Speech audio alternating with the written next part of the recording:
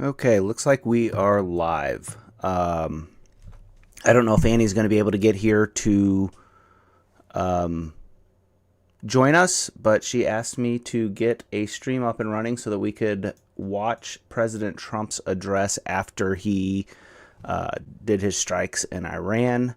We're going to hear what the president has to say. So as soon as this gets up and running, I'll make the White House feed full screen, and we'll go from there.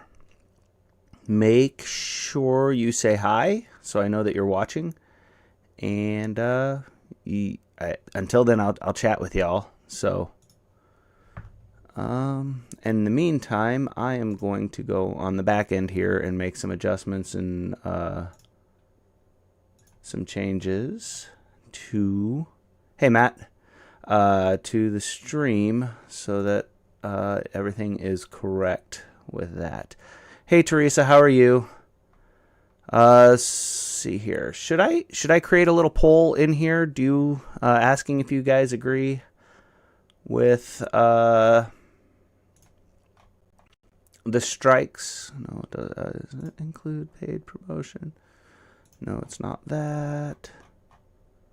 Save that. Customization. Not slow mode. Subscribers only. Hey DJ. Good to see you guys. Thanks for jumping in. Hey Amy. How are you? Save. Okay, so I think I got the settings right on this. Now, oh, here he comes. Make sure I got the audio up all the way.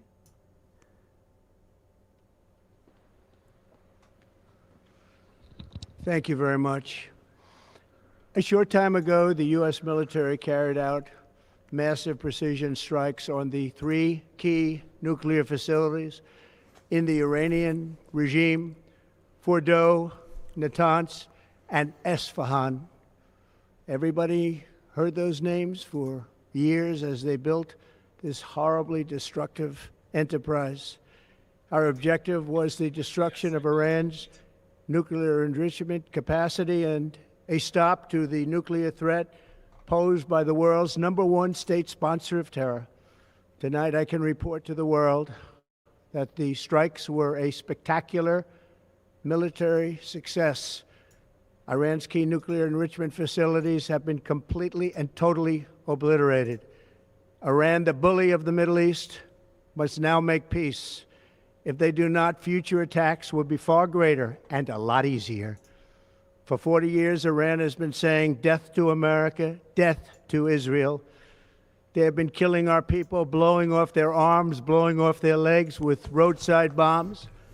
That was their specialty. We lost over 1,000 people, and hundreds of thousands throughout the Middle East and around the world have died as a direct result of their hate. In particular, so many were killed by their general, Qasem Soleimani.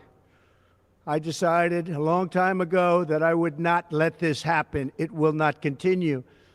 I want to thank and congratulate Prime Minister Bibi Netanyahu. We worked as a team like perhaps no team has ever worked before. And we've gone a long way to erasing this horrible threat to Israel. I want to thank the Israeli military for the wonderful job they've done.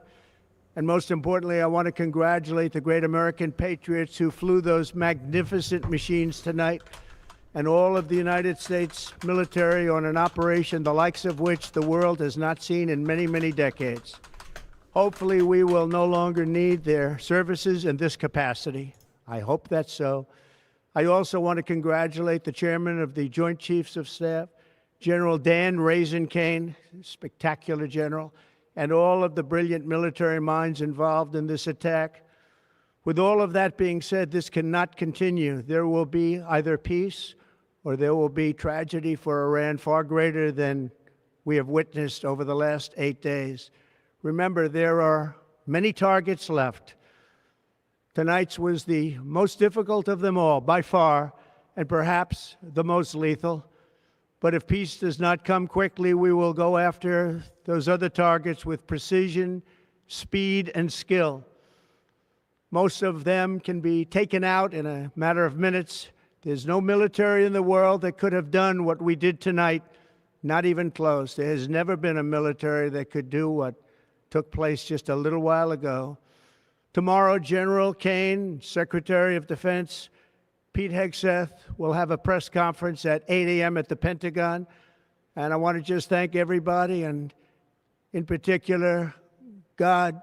I want to just say we love you, God, and we love our great military. Protect them. God bless the Middle East. God bless Israel. And God bless America. Thank you very much. Thank you.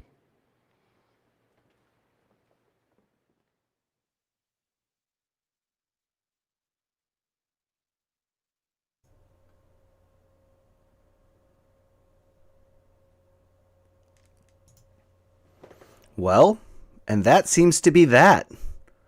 We've been live for about 6 minutes, a short little address there from President Trump. To the point. I definitely thought he was going to say more, but he didn't. So I threw up a real quick poll. There's only a few of you watching right now, but I'll leave that poll up here for a few more minutes, and we'll see where we are on that. Got 13 votes, so that's not bad. But we wanted to bring that address to you and see if you guys would like to see it. I've been in D.C. all week. It's been a wild trip, so I'm looking forward to getting back to it on Monday. And sure enough, I get home, and next thing you know, we're bombing Iran. So it's going to be a wild week. We're working on getting great guests and great hosts for you. Not great host. Annie's a great host. We are getting great guests that Annie can talk to and get you guys the real information on this, the most accurate and up-to-date information that we can.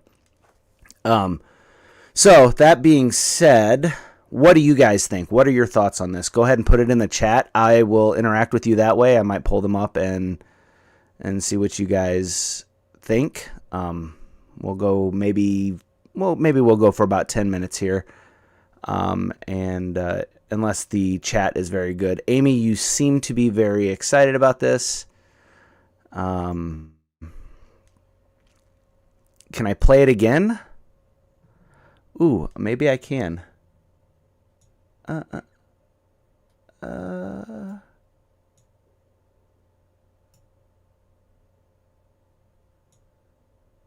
See if I can find the beginning. It's very short. Scrolling.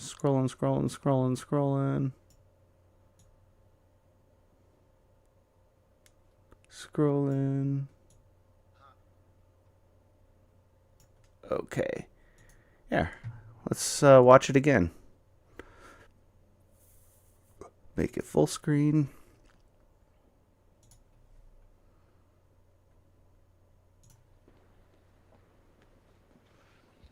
Thank you very much. A short time ago, the U.S. military carried out massive precision strikes on the 3 key nuclear facilities in the Iranian regime: Fordow, Natanz, and Isfahan. Everybody heard those names for years as they built this horribly destructive enterprise. Our objective was the destruction of Iran's nuclear enrichment capacity and a stop to the nuclear threat posed by the world's #1 state sponsor of terror.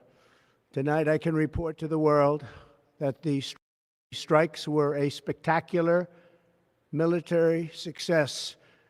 Iran's key nuclear enrichment facilities have been completely and totally obliterated. Iran, the bully of the Middle East, must now make peace.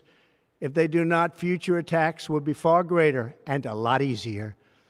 For 40 years, Iran has been saying death to America, death to Israel. They have been killing our people, blowing off their arms, blowing off their legs with roadside bombs. That was their specialty. We lost over 1,000 people, and hundreds of thousands throughout the Middle East and around the world have died as a direct result of their hate. In particular, so many were killed by their general, Qasem Soleimani. I decided a long time ago that I would not let this happen. It will not continue. I want to thank and congratulate Prime Minister Bibi Netanyahu. We worked as a team like perhaps no team has ever worked before. And we've gone a long way to erasing this horrible threat to Israel. I want to thank the Israeli military for the wonderful job they've done.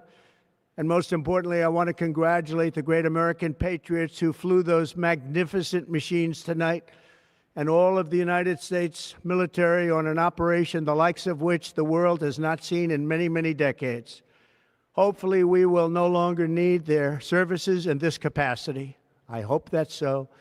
I also want to congratulate the chairman of the Joint Chiefs of Staff, General Dan Raisin-Kane, spectacular general, and all of the brilliant military minds involved in this attack.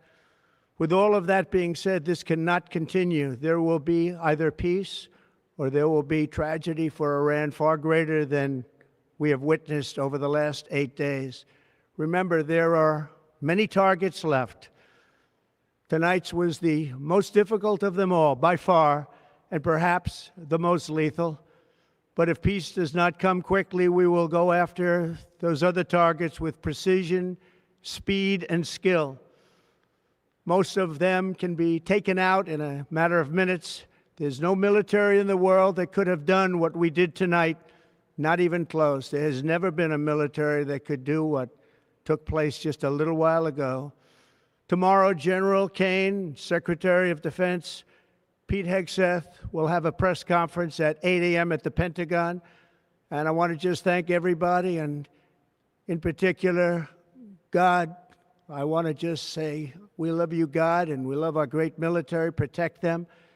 God bless the Middle East. God bless Israel. And God bless America. Thank you very much. Thank you.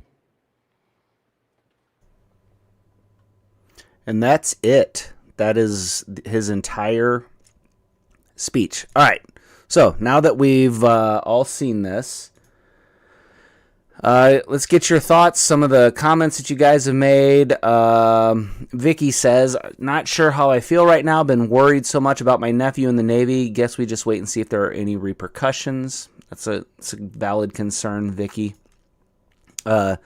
Julie Henson says, someone has to be the disciplinarian of the world. If the USA doesn't step up, then who will?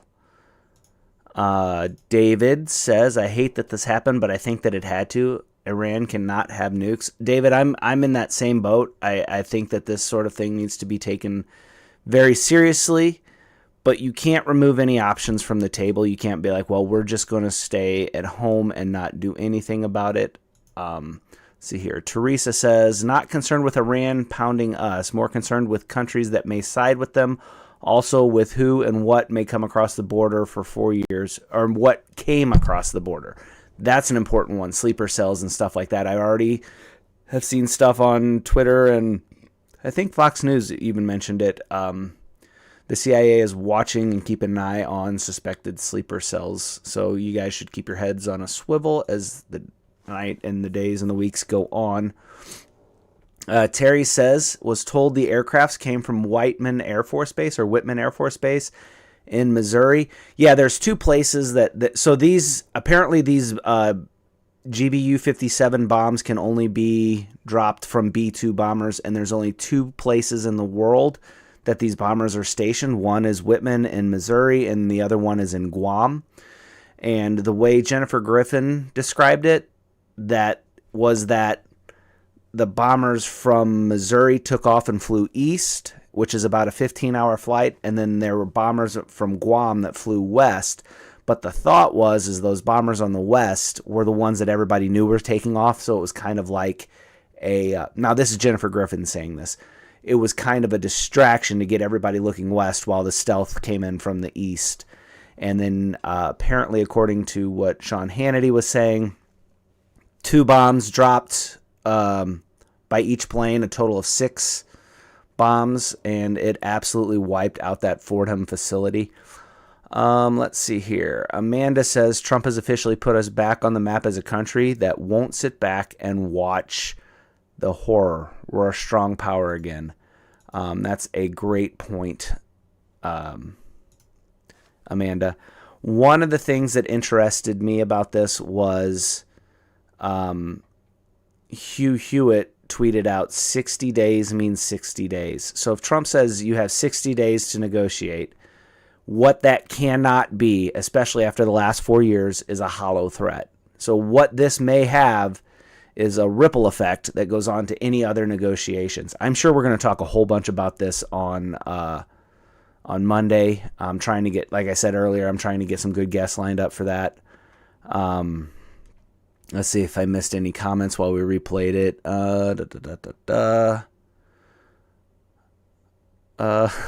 Tyler. Steve says, I'm all for it. Light them up before their gloves can come off. Yep. Don't give them a chance to get going. One of the things that I've thought about this, I always look back at the United States in a non-interventionalist stance. We were non-interventionalist in World War I. We were non-interventionalist in World War II. And what was not our problem always becomes our problem. It just is the way the world works.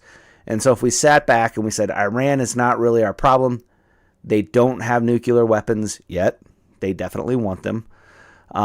They don't have the ability, even if they did, to reach the United States. That is also a yet. They definitely want that ability as well. And I wouldn't personally want to live in a world where Iran has a nuclear weapon and we're just waiting for them to develop the missile technology that can reach the United States. So Steve makes a great point.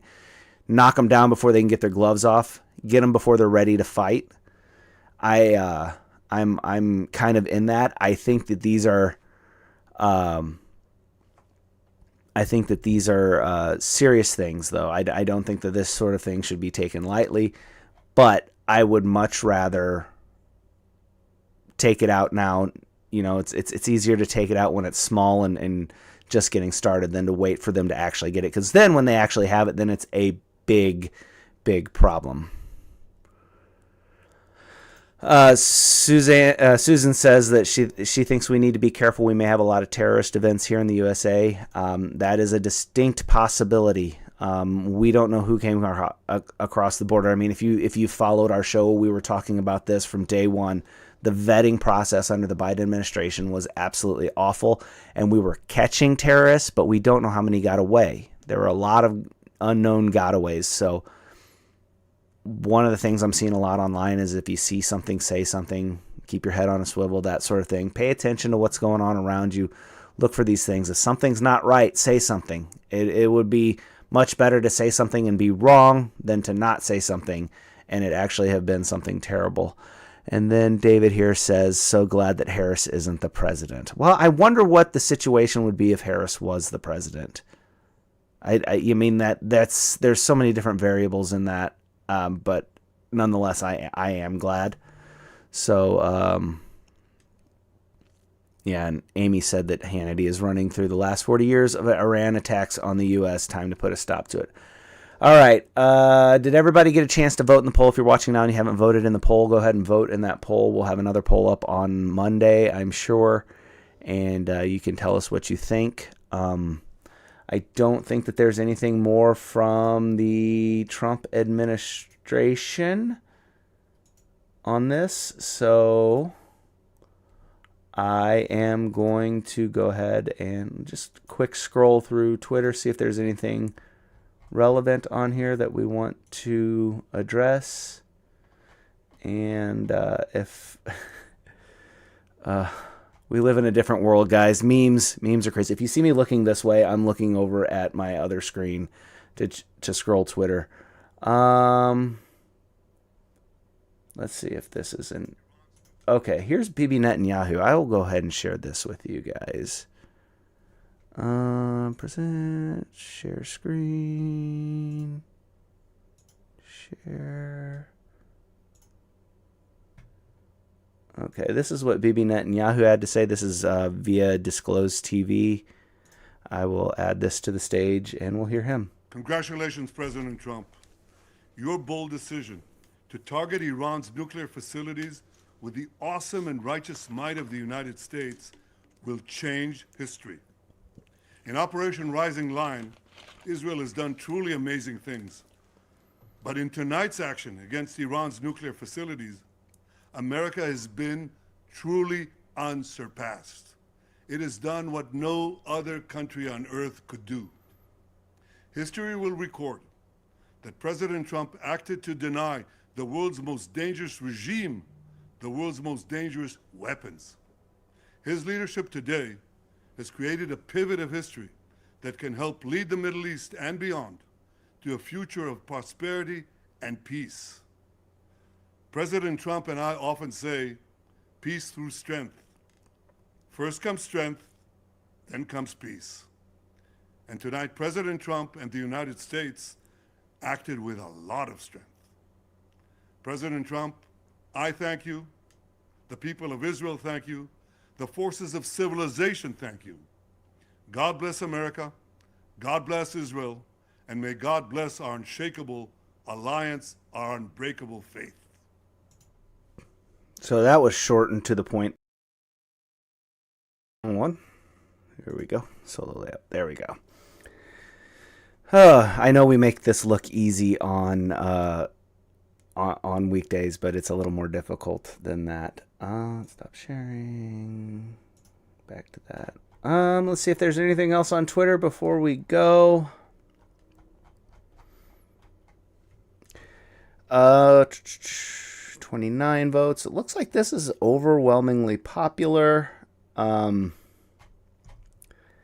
Yeah, so the United States has bombed Iran, basically 3 nuclear sites. The information that I remember from Jennifer Griffin was that it was 6 GBU-57s. I hope I'm saying that right. GBU-57s, those bunker buster bombs.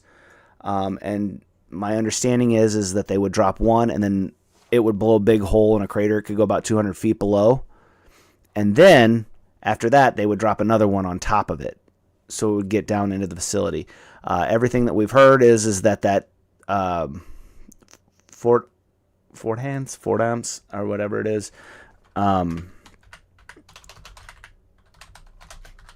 has been completely wiped out. And then the other side of the attack was Tomahawk missiles that were fired from submarines in the area, and that took out some of the other ones. It was about 30 missiles, I believe, is what she said it was. Again, as time goes on, we'll have more information for you starting Monday, and that will be, we'll keep you up to date as up to date as we can, and hopefully we can get some good guests on there that will talk to you guys. All right. Thank you to everybody that is watching. Thank you for saying thank you. I appreciate that. Just a quick little stream, was able to get it up and running. Glad we were able to do that for you guys. And we will see you Monday unless something develops between now and then. And you never know, we might do these streams. So one of the things before I go is if you're chatting, you're subscribed. If you're not subscribed, please subscribe. If you're watching on Twitter, please follow. If you're watching on Facebook, please follow Annie's Facebook page. Also, make sure on YouTube you have notifications turned on, that little bell. Click that little bell, and that way you will get notified anytime we go live, and you'll be able to see, maybe we're doing the press conference that Donald Trump used to do, or that Donald Trump just did, or, sometimes we do watch parties for debates and all that other stuff. So you want to make sure that you're subscribed and that you have the notifications turned on. With that being said, I will talk to you guys on Monday, provided nothing else happens between now and then. Thank you guys for tuning in. Really appreciate it.